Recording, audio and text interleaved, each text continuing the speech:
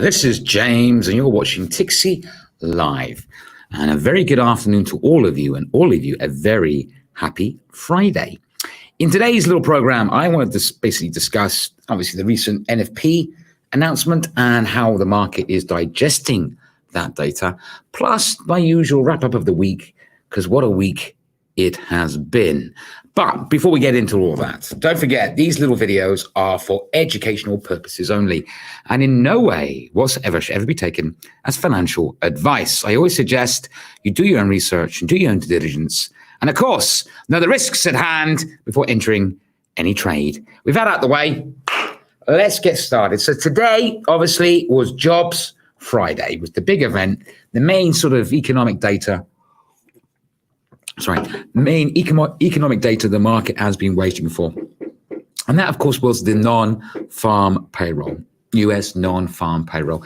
And it was announced slightly higher than expected, 315,000 versus the 300,000 expected. So slightly higher, still showing, excuse me, oh dear me, sorry, I do apologize. Still showing a pretty healthy labor market. But as I was saying in my watch along, those of you that kind enough to join me, that was the lowest NFP so far this year, because July is 528, June 7, 398, 386 in May, 368 in April, 398 in March, and 714 in February, and 504 in January. So it's the lowest, but it's still a pretty healthy number.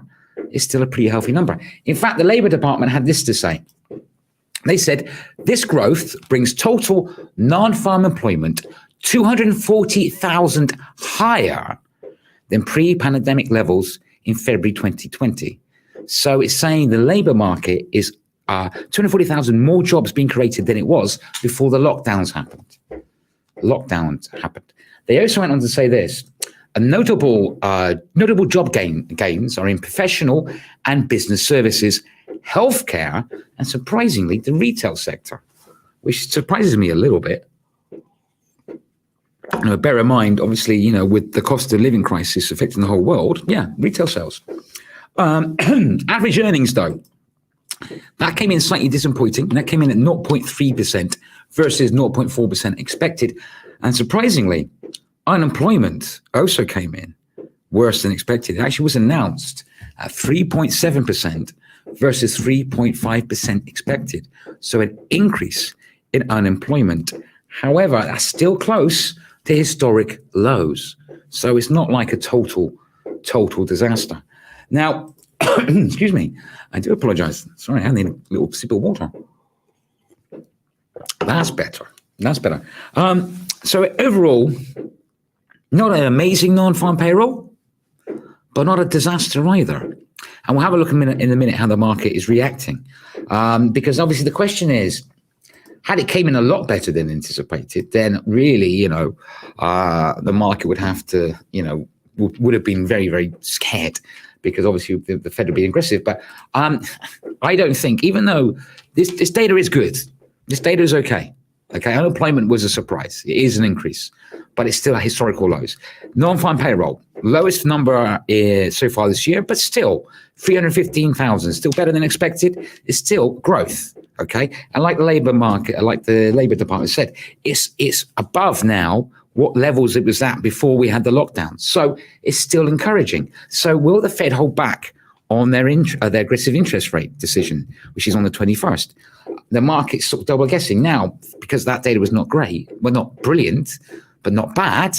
They're thinking 50 basis points. They were thinking 75. I personally think the Fed's not gonna look at this. They're not gonna.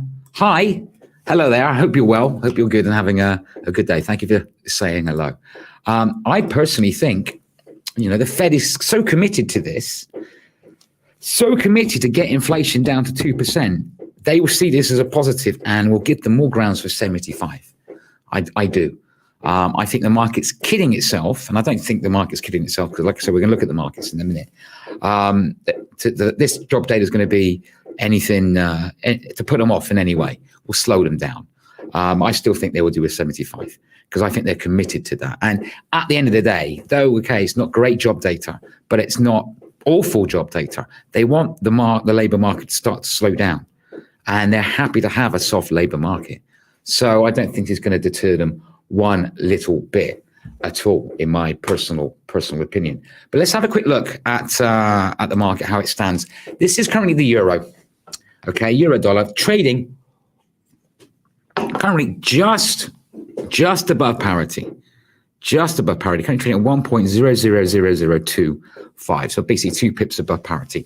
Initially the euro got a bit of a bounce, okay, on the back of the NFP, because like I say, unemployment was higher, NFP was 315. But then, to be honest, I think the reality is setting in as well, that this is not bad data. This is not going to deter the Fed at all. Dollar yen as well. It did spike down. It's now finding a bit of buying power. It's still above 140 as well. So again, it's initial dollar weakness. But like I said, we did several scenarios in the watch along. Scenario 1, I said, if it came in as expected, which I think it pretty much close to how it's expected, you might see a little bit of dollar weakness initially, but then as the market digests it, you can then see possibly the dollar bounce back again as well. The sterling, same story as well. Okay, it's trying to bounce back. It did spike up initially on the announcement, but then it's basically still under pressure, still at 1.15565. So not really any dramatic change there with the sterling at the moment either. S&P 500, again, tried to move higher, but still under 4,000 points as well. So again, no real change, because I think the market at the end of the day is like realizing that this is not going to deter the Fed at all. Gold currently trading around that key level now, $1,711. It's the only one keeping its momentum on this information at the moment. So that's trading slightly higher at the moment. But anyway, what a week we have had this week. What a week. This week has been absolute carnage for the markets. Carnage for the markets.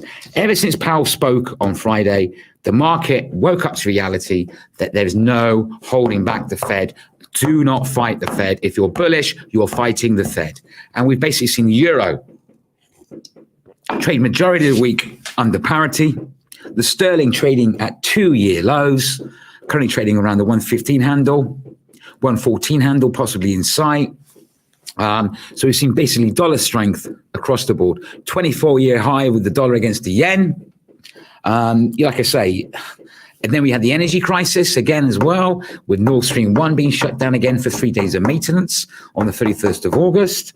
We had Snap reducing its workforce by 20%. What else we had? We talk about September being the worst month for stocks on record. On average, it's the worst month for stocks. And it started off that way as well, pretty much carrying on the carnage from last week. EU CPI announced a 9.1%, a new record. And of course, we have obviously the NFP today. So what a week. What a week. I'm pretty exhausted by it, but at the same time, I'm so excited by it. But what a week. But guess what? We've got another week to come. We have UK Prime Minister decision on Monday. Big event, so I'll be talking about that.